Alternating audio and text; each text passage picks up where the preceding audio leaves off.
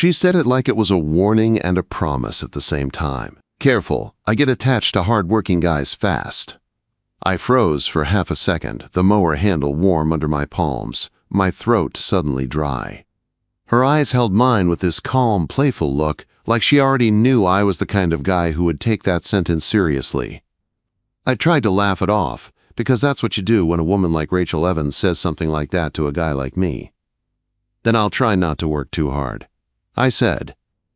Rachel's smile pulled a little wider, like she liked my answer more than she expected.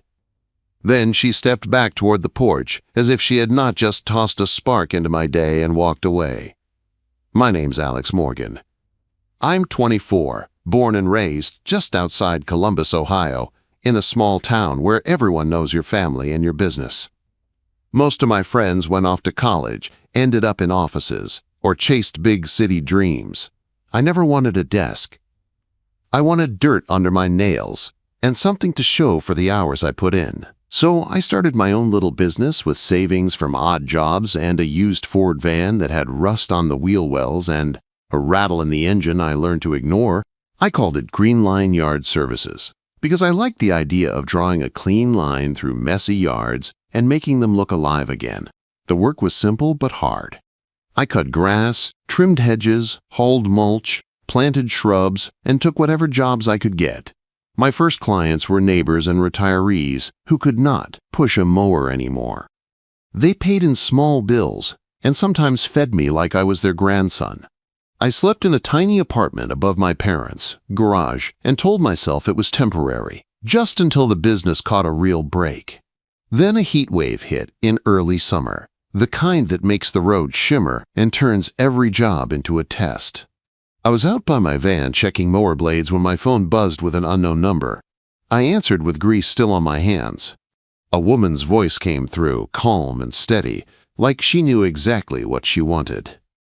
"Hello, Alex. This is Rachel Evans. My neighbor gave me your number. My yard's a mess. Overgrown grass and some rodent issues. Are you available?" The way she said my name made my spine straighten, like I was suddenly trying to stand taller through the phone. "Yes, ma'am," I said. "I can be there tomorrow morning." She texted the address right after. It was in the nicer part of town, the one with bigger lots and old houses that looked expensive without trying. I stared at the screen, feeling nerves I did not usually feel. My first client from that side of town. People with money sometimes look at a guy like me and only see a worker. Nothing more. That night I prepped like I had a job interview. Sharpened blades, cleaned the van, tossed my cleanest polo on the bed so I would not forget it in the morning. I even stuck a fresh Green Line sticker on the van door, like it would help me belong. I pulled up early the next day, the sun just cresting the trees. The house was a white Victorian, with a wide porch and fruit trees lining the driveway like they had been planted on purpose for a picture. The yard should have felt fancy, but what caught my attention was not the porch swing or the fresh paint. It was the little stand by the curb. It looked like a kid's lemonade stand, but sturdier, built from pine boards with shelves stacked full of produce. Tomatoes, squash, cucumbers, potatoes, apples, bundles of herbs. A chalkboard sign leaned against it. "Honor stand. Pay what you can or nothing at all. If you're in need, just take it, no questions." A clear glass jar sat beside the sign with a few bills and coins inside. I stood there staring, trying to make sense of it in a neighborhood like this. An elderly couple pulled up in a beat-up sedan. The woman chose a couple tomatoes, dropped coins in the jar, and smiled like she had just been given a gift. The man tucked a small note into the jar too, like a thank you.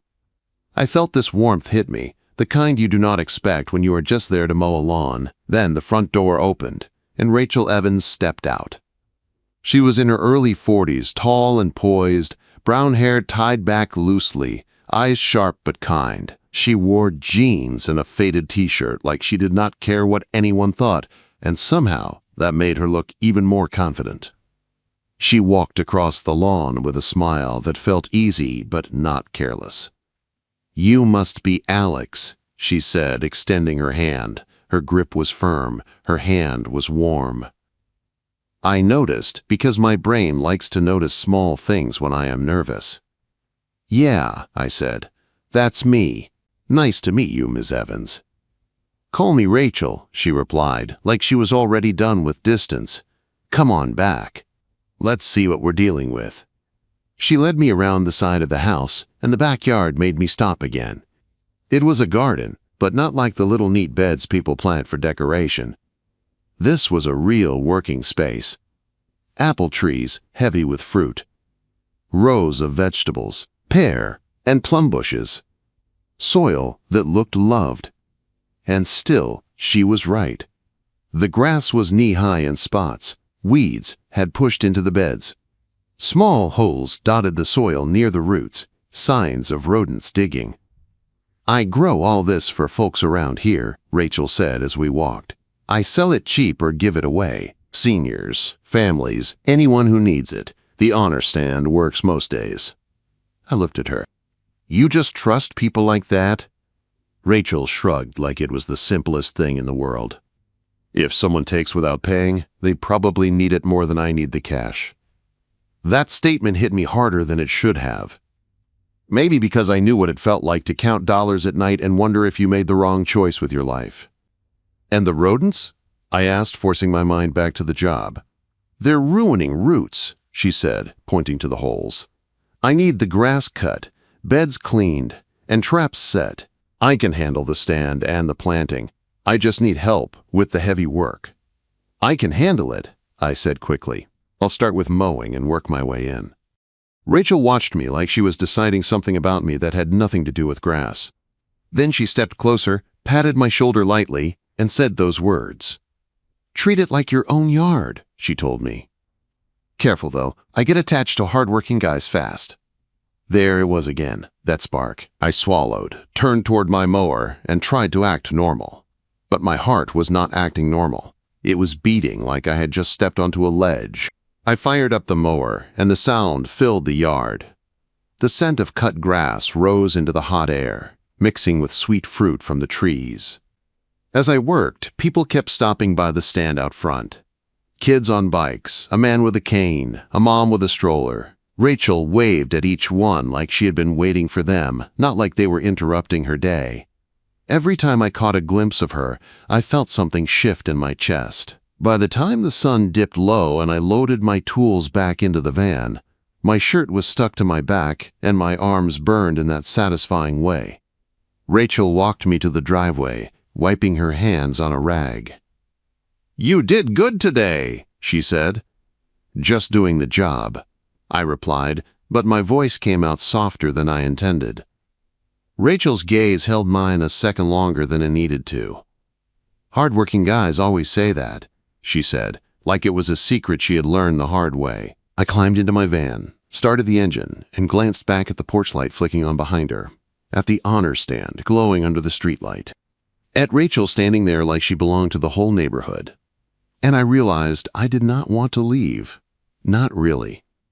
Because for the first time in a long time, I was not thinking about money or survival or proving myself. I was thinking about what it would feel like if she got attached. And what it would cost me if I did too. I told myself I was only excited because Rachel's place was my best-paying client. That's what I said in my head as I drove back the next morning, with a fresh roll of wire mesh and a new set of traps. Good clients are rare when you're a small business owner.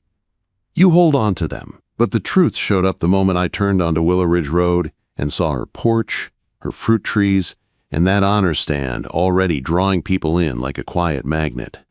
Rachel was out there early, sleeves rolled up, hair tied back, arranging tomatoes in neat rows like she was setting up something sacred. When she spotted my van, she waved like she was glad I came, not like she was just waiting on the hired help. "You're early," she called. "Have it," I said, hopping out. She nodded toward the porch. "Coffee's on. I'm not letting you work on an empty stomach." I tried to refuse because I'm the type of guy who thinks accepting things means you owe something, but she gave me that look. The one that said she was not asking. So I followed her up the steps, and the smell of coffee hit me like comfort. Her kitchen was simple but warm. A worn wooden table. A bowl of apples. A stack of seed packets by the window. The kind of place that felt lived in, not staged. Maximal in the way a person's life gets when they stop trying to impress anyone. Rachel poured coffee into a chipped mug and slid it to me. "How's the van holding up?" "Still running," I said. "Barely." She smiled. "That's how most good things start." We went over the plan for the day, but it quickly turned into her teaching me things, without making it feel like a lesson. She showed me where the rodents like to dig and how to tell fresh holes from old ones. She pointed out which leaves meant pests and which meant a plant was just thirsty. I listened like my life depended on it, because in her yard, it kind of did. If I messed up here, I wasn't just messing up a client's flower bed. I was messing up food. I worked through the morning, mowing, pulling weeds, setting traps near the fence line. The sun climbed higher, and sweat soaked through my shirt. Every so often, someone would stop at the stand, and Rachel would greet them by name. A mom came up with a toddler in a stroller, the kid pointing at the apples like they were toys. Rachel slipped an extra bag of cucumbers into the woman's arms with a quiet smile. The woman's eyes went glossy, like she wanted to cry but didn't.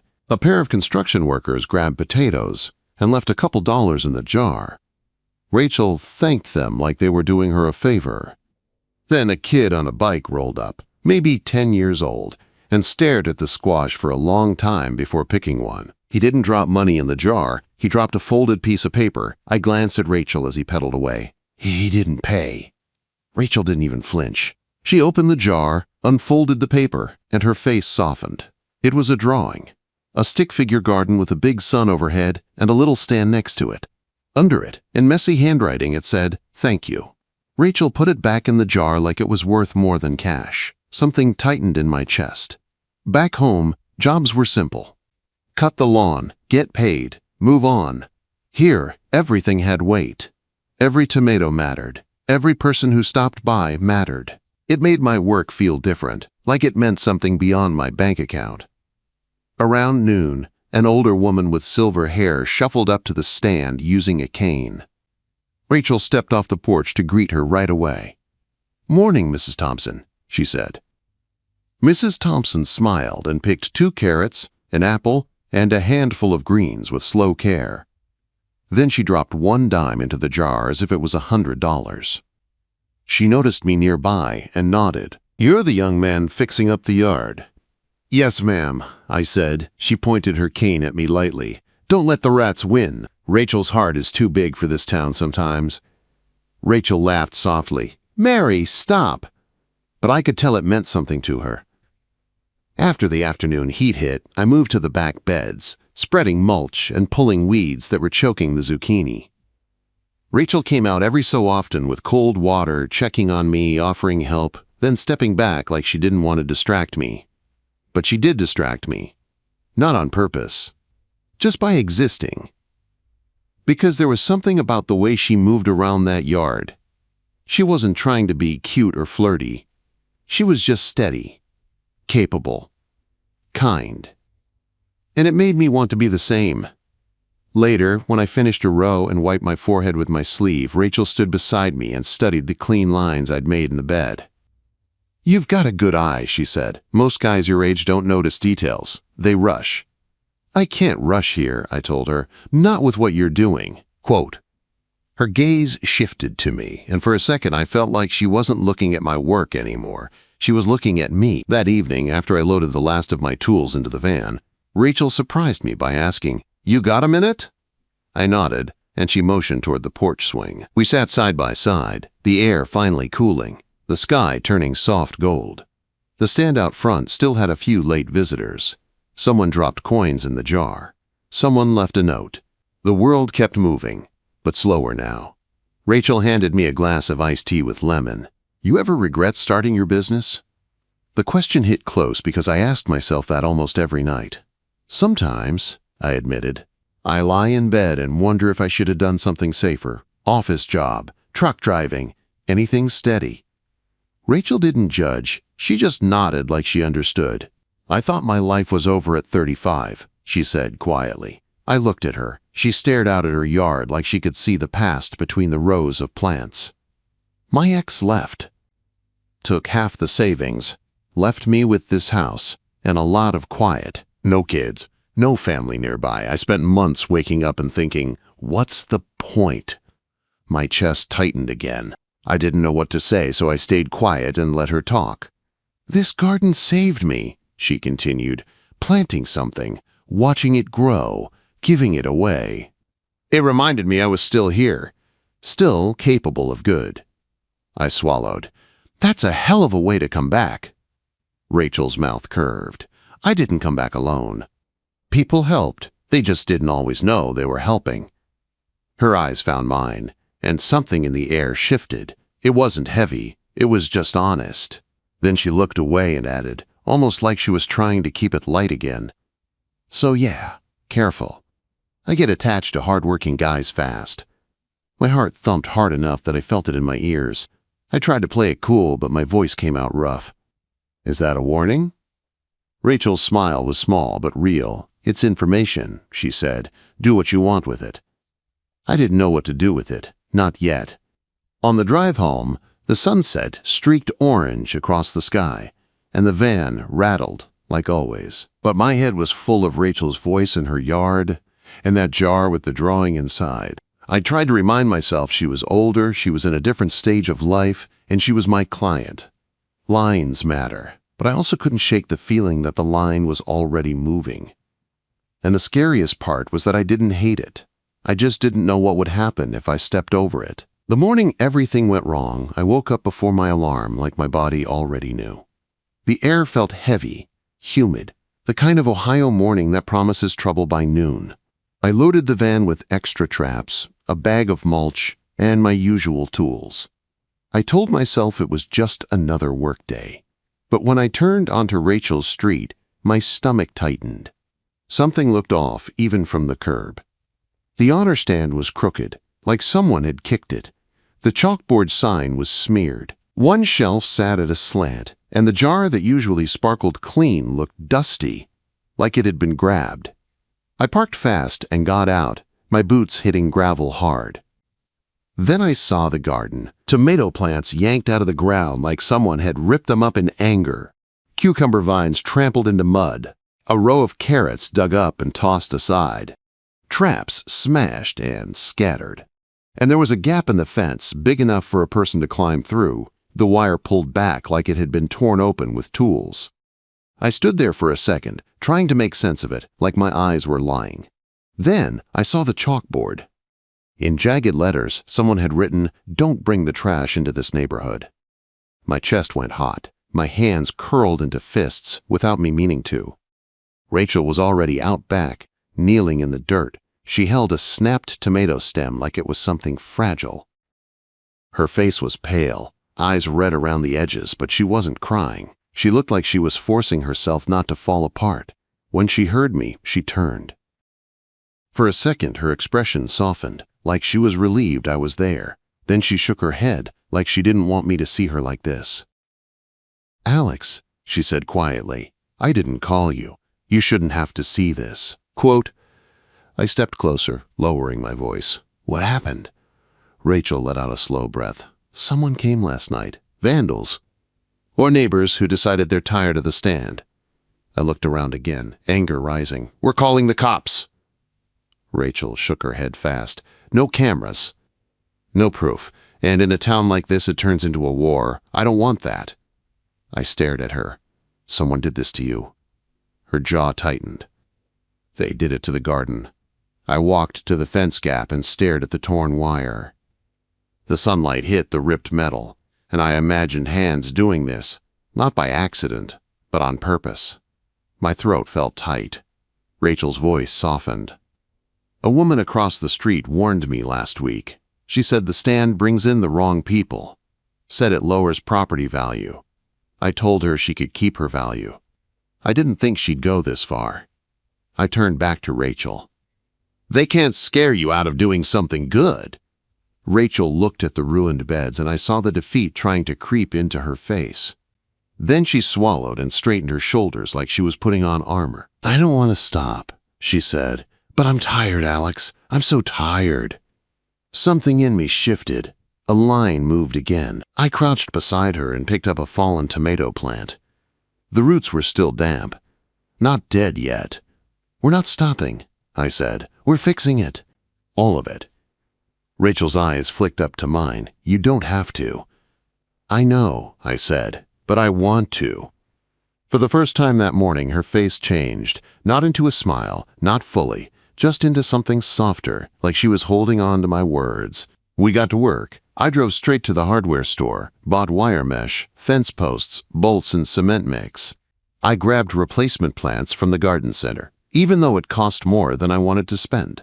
I didn't care. I just wanted to see the place healed. When I returned, Rachel was already clearing debris. She moved with quiet focus, picking up smashed traps, gathering broken stems, pulling weeds back from the damaged beds like she was trying to control something when her world had been shaken. We patched the fence first. I dug holes, set posts, mixed cement with my arms burning. Rachel held the mesh tight while I fastened it. Sweat poured down my back, and my shirt stuck to my skin, but I barely noticed. By noon, 2 kids from down the street wandered over, staring at the mess with wide eyes. "Miss Rachel," one of them said, "can we help?" Rachel blinked like she hadn't expected anyone to show up, then she handed them gloves. "Yes," she said. "Pick up any vines you see and stack them over there." The kids got to work like it was a mission. A young mom came next, pushing a stroller. She carried a paper bag. "I heard," she said, looking angry. "I brought sandwiches." Rachel's face softened. "You didn't have to." "I wanted to," the mom replied. Then Mrs. Thompson arrived, slow but stubborn, her walker bumping along the path. She held a small bag like it was treasure. "Bean seeds," she said firmly. "They grow fast. Don't you dare quit."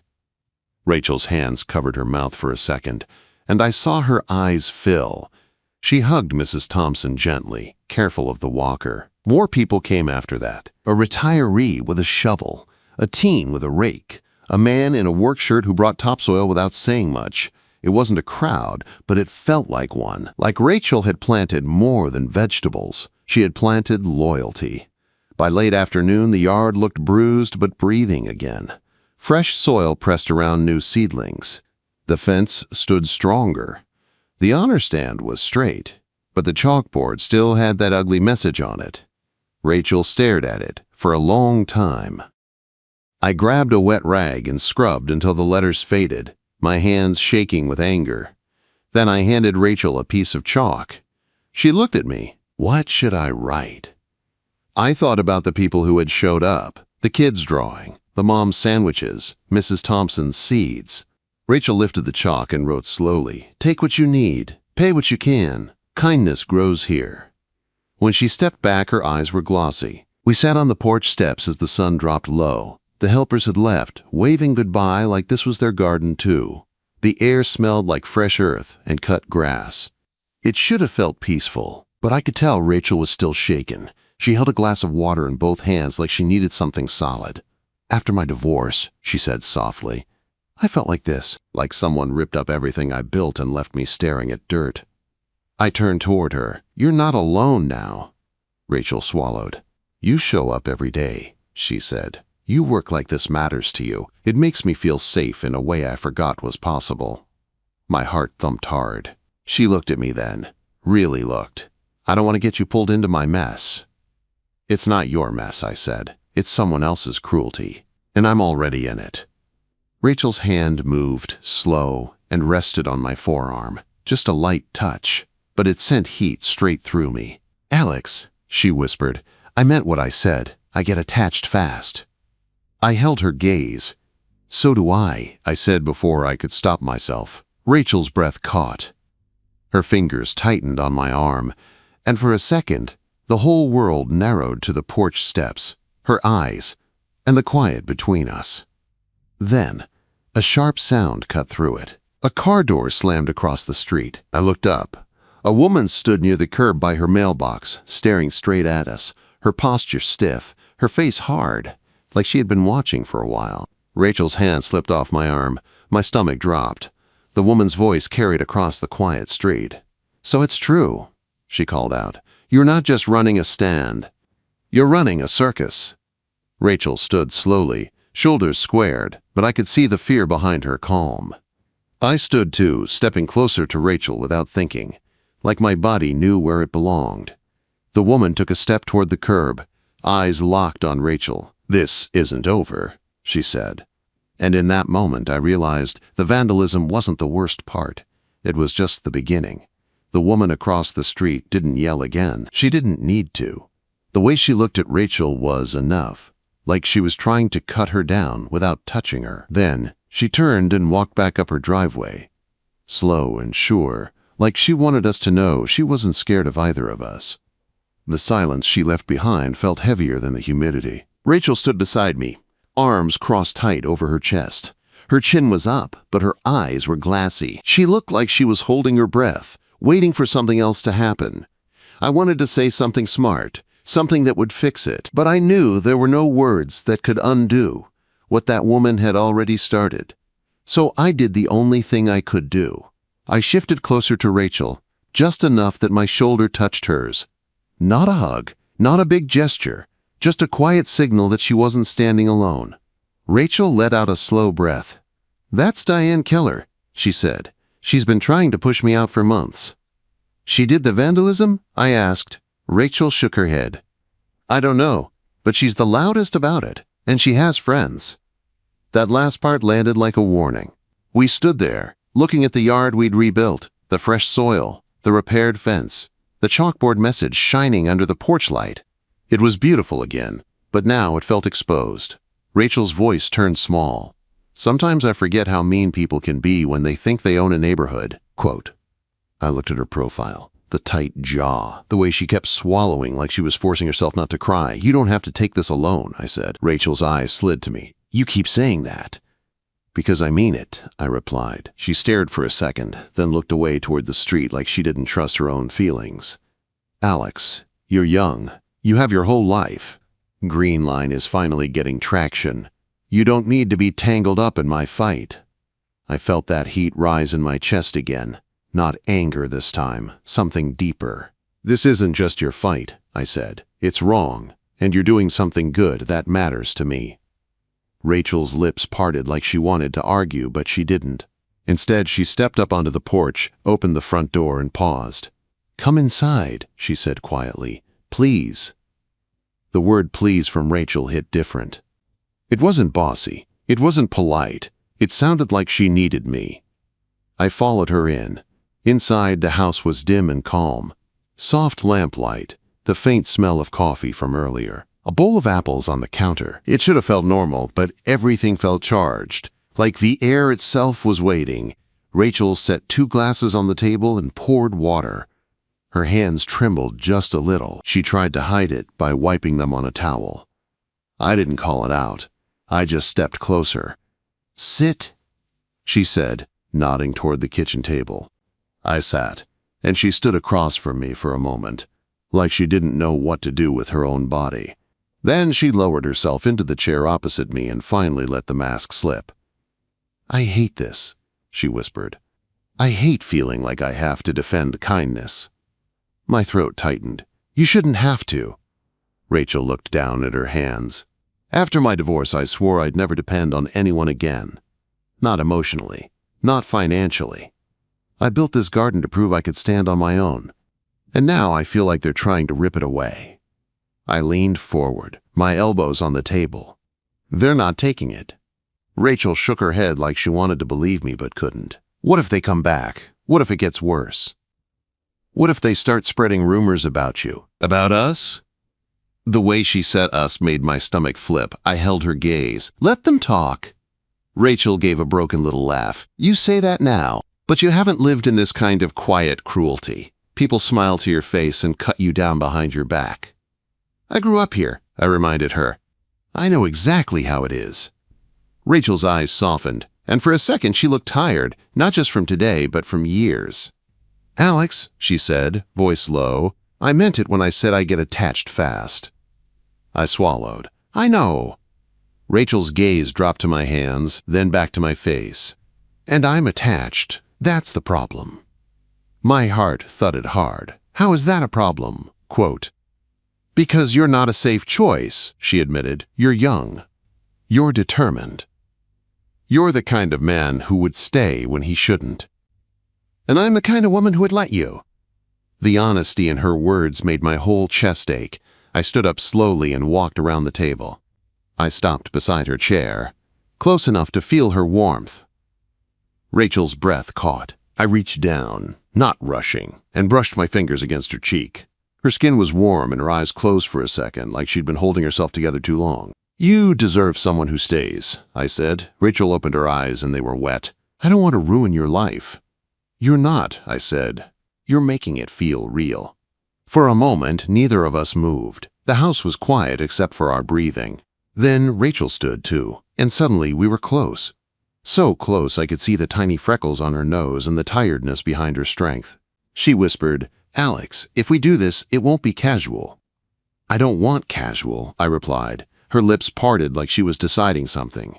Then she stepped forward and kissed me. It wasn't wild or messy. It was slow, careful, like she was testing whether she was allowed to want this. But the second I kissed her back, I felt her melt a little, like she had been waiting for permission to stop fighting alone. When we pulled apart, she rested her forehead against mine. I'm scared, she whispered. Me too, I admitted, but I'm here. Rachel's hands gripped my shirt gently. Then don't leave tonight. The words hit me like a wave, not because of what they meant physically, but because of what they meant emotionally. She wasn't asking for a night. She was asking for someone to stay. I looked into her eyes and made the choice my heart had been making for weeks. Then I'll stay tonight, I said. Rachel let out a shaky breath that sounded like relief. She pulled me into her arms, holding tight, and I held her back, feeling the weight of her fear and her hope pressed against me. We didn't rush anything after that.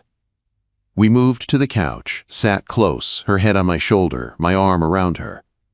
The porch light cast a warm glow through the window, and outside the garden lay quiet, sleeping in the dark. Rachel spoke softly, telling me things she'd never said out loud. How lonely the house had been after the divorce. How she'd built the honor stand because she wanted to believe people were mostly good. How every time someone left a thank you note in the jar, it reminded her she wasn't invisible. I listened, and I understood something clear as day. This wasn't about romance alone, it was about healing. At some point, her breathing slowed. She fell asleep against me, still holding my hand like she was afraid I might disappear if she let go. I stayed awake a little longer, staring out the window at the faint outline of the honor stand and the rows of plants we'd saved. And I made myself a promise. If Diane Keller and her friends wanted to fight, they weren't just fighting Rachel anymore, they were fighting me too. Because I wasn't leaving. Not tonight. Not tomorrow. Not after the way Rachel Evans had looked at me like I was the first safe place she'd found in years.